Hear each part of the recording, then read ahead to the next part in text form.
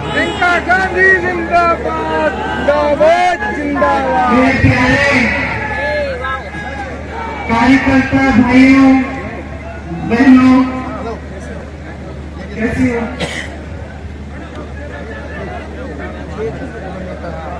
काफी लंबा दौरा करके आए हूँ मैं रायबरेली के क्षेत्र की का, इसीलिए थोड़ी आवाज भी बैठी हुई है, थोड़ी थकावट भी है, सुबह से निकली हुई हूँ।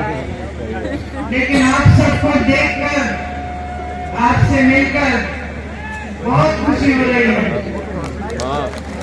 किशोरी जी ने कहा कार्यकर्ताओं की मीटिंग रखूंगा, मैंने सोचा छोटी मीटिंग होगी मुंशीगंज में जो होती थी उस तरह। यहाँ आई देखा कि कितनी बड़ी भीड़ है, कितने समय से आप इंतजार कर रहे होंगे, कि आपको इंतजार कर रहा है और आपकी आभारी हूँ कि आपने सब्र किया। तो इस मौके पे क्या बोलूं? अगर मैंने अपने जीवन में किसी इंसान को पूछा तो वो मेरे पिताजी राजीव गांधी थे। राजीव गांधी अमर रहे, अमर रहे, अमर रहे। छोटी सी थी, पूंछ की तरह उनके पीछे पीछे घूमती थी। पहली बार जब मैं अमेठी आई तो शायद मैं 10 साल की थी। मुझे याद है चुपचाप से उनके पीछे बैठती थी, वो जीप चलाते थे, हम लोग राहुल और मैं पीछे बैठ के एक दूसरे की नोकझोंकी में कर करके देखते थे कि पिताजी क्या कर रहे हैं, किस तरह से लोगों से मिल रहे हैं, प्यार से मिल रहे हैं, लोग उनको कैसे मिल रहे हैं। तो एकदम जो पहली सीख मुझे मिली कि एक नेता और जनता के बीच में कैसा रिश्ता होना चाहिए, तो उस उम्र में अपने पिताजी से मिला। आप सब जानते हैं मेरे पिताजी एक बहुत नेक इंसान थे, दिल बहुत साफ था, ईमानदार थे और बहुत हिम्मत वाले थे। जैसे जैसे मैं बड़ी हुई, कभी कभी उनके चुनाव के प्रचार के लिए यहाँ आ जाती थी। पहली बार जब मैं 20-25 दिनों के लिए यहाँ आई तो अपनी माता जी के साथ उनके प्रचार में आई और यहाँ का ताजपुर का जो गेस्ट हाउस था वहाँ पे हम लोग रहते थे।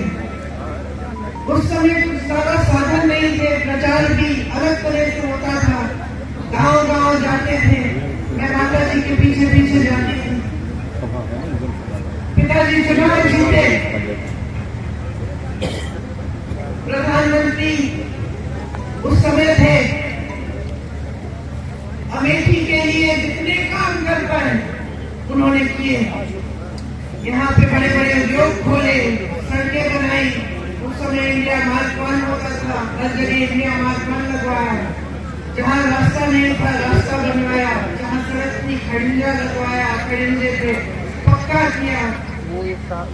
बार बार आते थे, अपनी जीप में बैठ के गाँव गाँव जाते थे।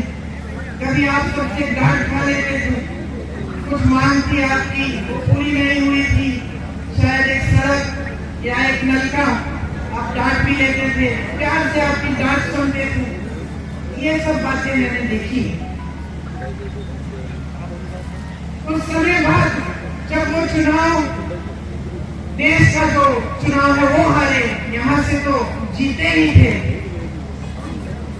तो उनके ऊपर काफी मतलब उनकी सुरक्षा की काफी ये संदेह था कि कोई कुछ करेगा उनको। उनकी माता जी की हत्या हो चुकी थी, हम सब ने बचपन में वो देखा था, वो क्षण देखा था। अब मैं 17-18 साल की थी, पिताजी के लिए प्रचार किया था। पिताजी जो बड़ा चुनाव है वो हार गए, लेकिन अमेठी से फिर भी जीते थे। सुरक्षा की बड़े बड़े सवाल थे। हफ्ते में 5 दिन व्रत रखती थी कि पिताजी सही सलामत घर आ जाए। एक बार तो मौन व्रत भी रखने लग गए। पिताजी ने कहा तुम्हें आज ये दिन क्यों, इतवार के दिन? उन्होंने कहा ये दिन क्यों चुना तुमने मौन होने के लिए? इसी दिन तो कुछ घंटे मिलते हैं तुमसे बात करने के, बाकी समय में काम करता रहता हूँ। पिताजी ने हारने के बाद मेरे ख्याल से दुगना या 3 गुना काम किया होगा जितना उन्होंने जीतने के समय किया। जनता के बीच जाते थे, सद्भावना यात्रा की, रात के 4:30 बजे तक 3 बजे तक काम करते थे। मैं तब तक नहीं सोती थी जब तक उनकी चप्पल की आवाज मेरे कमरे के बाहर से गुजरती थी। मुझे सुनाई देता था कि पिताजी घर आ गए, तब नींद आती थी। घबराहट होती थी कि कोई कुछ कर ना दे। 2 साल बाद 1991 में एक फोन आया। किसी ने कहा कि पिताजी को कुछ हो गया है, पता करो। चुनाव प्रचार में गए थे, रात के शायद 10:30 या 11 बजे थे। मैं एकदम समझ गई कि कुछ बहुत बुरा हुआ है और अपनी मां को बताने का मतलब मुझे अपनी मां को बताना पड़ा कि जिस शख्स के लिए वो अपना देश छोड़कर हमारे देश आई थी, जिसके प्रेम के लिए उन्होंने कई त्याग किए थे, हमारी संस्कृति सीखी, नए तरीके सीखे, इंदिरा जी से हमारी भारतीय सभ्यता सीखी, वो खत्म हो गए हैं। मैं उनके कमरे में गई और जब मैंने उनको बताया तो उनकी आंखों में जो मैंने देखा जैसा एक अंधेरा सा छा गया। और मैं आपको ये बात बता सकती हूँ कि उस दिन के बाद मैंने अपनी माँ की हंसी कभी उस तरह नहीं सुनी जैसे जब हंसती थी जब पिताजी। मैं बहुत नाराज थी, देश से नाराज थी। मैंने देश को अपनी अमानत भेजी, अपने पिताजी दिए और देश ने सुरक्षित नहीं रखी। मैं नाराज थी, दुखी थी। मैं सोचती थी कि मेरा दुख कोई समझ नहीं पाएगा। मेरे पिताजी वापस नहीं आए। टुकड़ों में खून से लथपथ एक झंडे में लपेटे हुए उनके शरीर के टुकड़े में घर लाई मेरी टूटी हुई माँ सालों के लिए ठीक नहीं हुई। उन्होंने पहले ही इंदिरा जी की हत्या का सदमा देखा था, अब अपने पति को खो डाली। बहुत दिनों के लिए खाती नहीं थी, सिर्फ नींबू पानी पीती थी 2-4 गिलास, मुश्किल से जबरदस्ती करके खिलाती थी। बाहर नहीं जाती थी, किसी से बातचीत नहीं करती थी। 7 सालों के लिए घर के अंदर ही रही, ज्यादा बाहर गई नहीं, उस सदमे से बाहर निकल नहीं पाई। 7 सालों बाद उनको लगा कि कांग्रेस पार्टी संकट में है। उस समय ऐसा लग रहा था कि एक और बार चुनाव आ रहा है, भाजपा उभर सकती है, कांग्रेस पार्टी टूटने वाली थी। तमाम नेता आ रहे थे उनके पास कि राजनीति में आइए, राजनीति में आइए।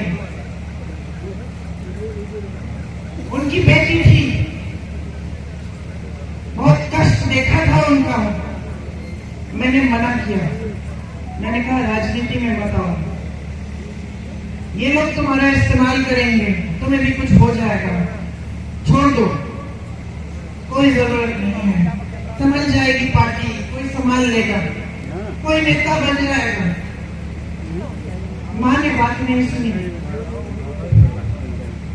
मुझे कहा कि ये जो चित्र है तुम्हारे पिता का, जो मेरे कमरे में दीवार पे लटका है, इसको मैं नहीं देख पाऊंगी। अगर आज मैं मुंह मोड़ लूंगी, पार्टी के लिए आगे नहीं बढ़ूंगी, तो मैं इनको क्या जवाब दूंगी, मैं अपने आप को क्या जवाब दूंगी। तो आगे आई तो ये स्पष्ट था कि पहला चुनाव उन्हें अमेठी से लड़ेंगे। सोनिया गांधी जिंदाबाद जिंदाबाद जिंदाबाद। राजू भैया अमर रहे अमर रहे अमर रहे। राजू भैया अमर रहे अमर रहे अमर रहे। सच बताओ, राजू भैया अमर रहे अमर रहे अमर रहे। चुनाव लड़ेंगे अमेठी से। तो एक शाम को उन्होंने मुझसे कहा, प्रियंका कैसे करूंगी, मैं तो कभी चुनाव लड़ी नहीं हूं।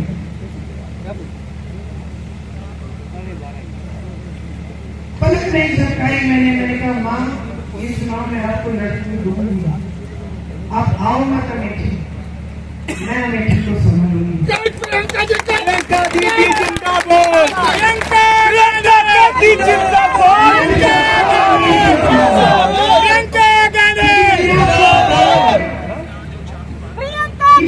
जिंदाबाद जिंदाबाद जिंदाबाद प्रियंका गांधी जिंदाबाद मुझे ऐसा लगता था कि कोई मेरा दुख नहीं समझ सकता, लेकिन फिर कुछ हुआ। उनके अंतिम संस्कारों के बाद हम अस्थि विसर्जन के लिए इलाहाबाद आए, ट्रेन से आए। वो ट्रेन यहाँ अमेठी और रायबरेली से गुजरी। मैं बहुत दुखी थी, ट्रेन में बैठी थी, रात हो गई थी। ट्रेन यहाँ के स्टेशन पे रुकी। मुझे आज तक वो क्षण याद है। मैंने खिड़की से बाहर देखा और मैंने देखा कि ये तो बहुत लोग मेरी तरह रो रहे हैं, फूट फूट के रो रहे हैं। तो मुझे ये एहसास हुआ कि जो दुख मुझे महसूस हो रहा है, वो तो यहाँ की जनता को भी महसूस हो रहा है। यहाँ के जो कार्यकर्ता थे, जो सारे इंतजार कर रहे थे बीच रात में कि राजीव जी को एक अंतिम बार देखेंगे, उनकी अस्थियों को देखेंगे, श्रद्धांजलि देंगे, उन सब के दिलों में वही दुख था जो मेरे दिल में था। आपने मेरे दुख के पल में आपने मेरा साथ दिया।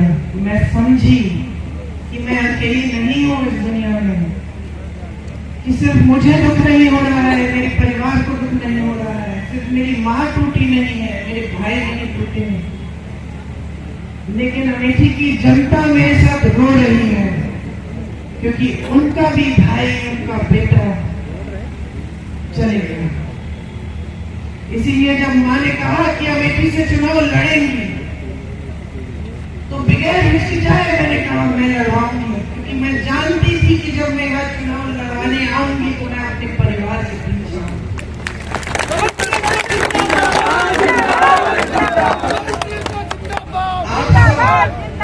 कांग्रेस के कार्यकर्ता हैं, आप में से बहुत चेहरे में पहचानती हूँ। गुप्ती जी बैठे हैं उस समय, लेकिन आप कांग्रेस में नहीं थे शायद, आ गए, वापिस आ गए, लौटे हुए हैं। बहुत चेहरे में पहचान रही हूँ आपको याद है किन परिस्थितियों में हमने वो चुनाव लड़ा। मैं आई, आज मेरा बेटा 24 साल का है, उस समय मैं शायद 28 साल की थी। उसको देखती हूँ और कभी कभी यकीन नहीं आता कि उसी की लगभग उसी की उम्र में मैं पहला चुनाव लड़ने के लिए यहाँ पहुंची। उस समय कैप्टन शर्मा सांसद थे, उन्होंने मुझे कहा, ये लो प्रियंका, मैं तुम्हें एक हीरा दे रहा हूँ, और उनके साथ किशोरीलाल शर्मा खड़े थे। किशोरीलाल शर्मा जिंदाबाद। उन्होंने मुझे ये शब्द कहे, याद रखना ये आदमी वफादार रहेगा और याद रखना, जैसे ये काम करके दिखाएगा तुम्हें बहुत कम लोग मिलेंगे। जिंदाबाद जिंदाबाद। किशोरी भैया ने और मैंने किन परिस्थितियों में वो चुनाव लड़ा आप सब जानते हैं। मेरे ख्याल से जो बुजुर्ग हैं वो जानते हैं। केंद्र में भाजपा की सरकार थी, प्रदेश में भाजपा की सरकार थी, कल्याण सिंह जी मुख्यमंत्री थे उस समय। यहाँ कोई संगठन के नाम की चीज ही नहीं थी। बहुत साल हो गए थे पिताजी के समय से। लोग थे, कार्यकर्ता थे जो उनसे जिनका लगाव था पिताजी के साथ, जिन्होंने काम किया था उनके साथ, लेकिन संगठन नहीं बना था। रात रात को हम संगठन बनाते थे, ब्लॉक की कमेटियां, ब्लॉक के अध्यक्ष चुनते थे, साथ में बैठकर सबसे पूछ के कि किसको अध्यक्ष बनना चाहिए, और दिन में हम दौरा करते थे, पूरा दिन काम करते थे, पूरी रात काम करते थे। उस समय मशीनें नहीं थी, ये बात होती थी कि कोई बक्से चुरा लेगा, सब इंतजाम करना था, बड़ा चुनाव था, सम्मान की बात थी, लेकिन हम पूरी जीत जान से लड़े।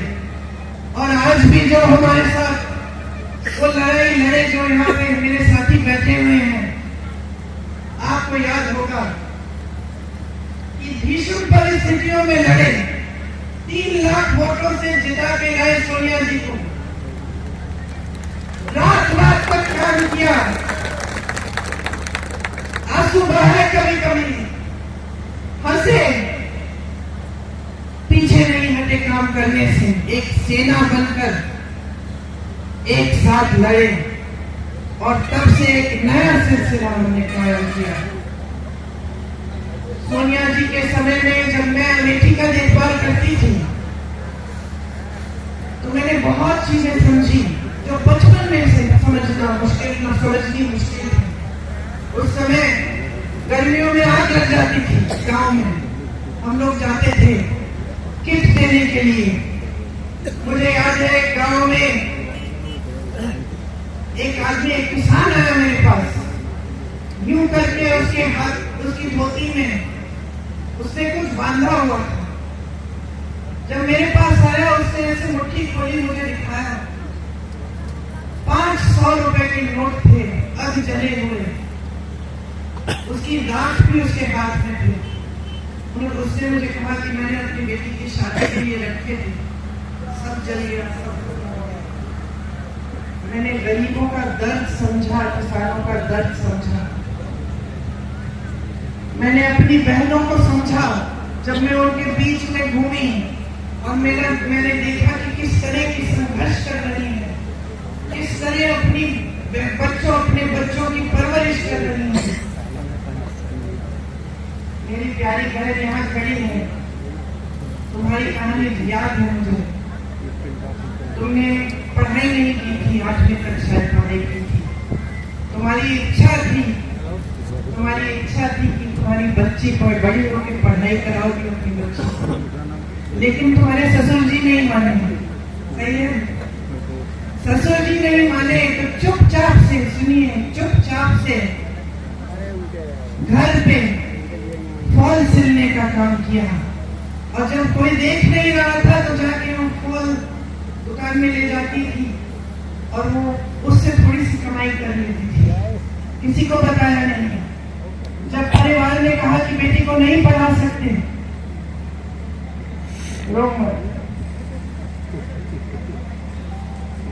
बहुत हिम्मत रही हो, बहुत हिम्मत रही हो। तुम्हारी हिम्मत ने मुझे हिम्मत दी है। प्रियंका दीदी जिंदाबाद जिंदाबाद जिंदाबाद। जब परिवार वालों ने बोला कि नहीं, बच्ची को पढ़ाने नहीं देंगे, तब इन्होंने कहा मैं पैसे दूंगी, पढ़ाने दो। आज बच्ची क्या कर रही है, BA पास है ना। देखो इनका संघर्ष क्या था। इधर आ जाओ, मुझ पे आ जाओ।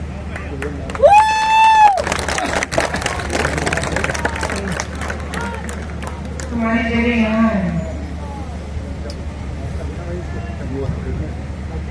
मैंने सीखा कि मेरी बहनें कितना संघर्ष कर रही हैं। मैंने देखा कि कड़ी धूप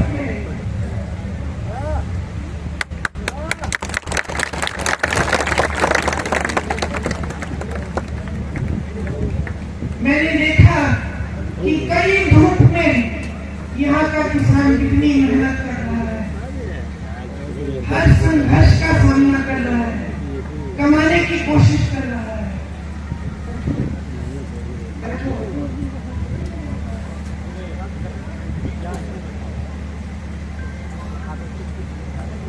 कितना संघर्ष कर रहा है, कितनी मेहनत कर रहा है सिर्फ अपने बच्चे को पढ़ाने के लिए, ताकि बच्चे का भविष्य मजबूत हो पाए। मैंने देखा यहाँ के गांव-गांव में मेरे पिताजी मेरे परिवार के प्रति कितनी श्रद्धा है। रात तक हम यहाँ के रास्तों से गुजरते थे तो लालटेन लेकर बुजुर्ग लोग हमारा इंतजार करते थे। कभी कभी मेरा चेहरा देख के रो पड़ते थे कि राजीव भैया की बेटी आ रही है। मैं समझी कि जनता की श्रद्धा का क्या मतलब होता है, कि उसका आदर करना चाहिए। मैंने देखा कि किस तरह से मेरी माताजी जब आई कैंप में जाकर बच्चों की आंखों में बूंद डालती थी, दवाई डालती थी, तो किस तरह से उनकी माताएं खुश